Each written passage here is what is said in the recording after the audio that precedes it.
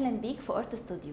بنقدم لك فرصة انك تختار تتدرب على شغفك وحلمك، ومش بس كده، لا ده كمان بترخيص واعتماد من وزارة العمل ورخصة مزاولة مهنة تقدر تبدأ بيها طريقك المهني، وده بيكون من خلال دبلومة التصميم الداخلي المتكاملة اللي جمعنا لك فيها كل الخطوات الأساسية في تصميم الديكور. هتخرج منها مصمم ديكور محترف وهتبدأ في سوق العمل بعمل حر أو وظيفة. طيب مصمم الديكور وظيفته ايه؟ في كل فيلا أو شركة أو محل صغير أو كبير، بعد ما بننتهي من أي مبنى، مصمم الديكور هو عنصر أساسي في كل حاجة منهم، وده علشان بينظم شكل الألوان وترتيبها ودرجاتها، وبيقدر كمان يصمم تصميم عصري يناسب كل مبنى. صممنا الدبلومة دي علشان نقدر نعد مصمم ديكور مبتكر ويكون ملم بكل أسس التصميم الداخلي واستخدام البرامج الهندسية زي 3D والأوتوكاد، وعن طريق أسس تصميمية سليمة وفكر وذوق خاص.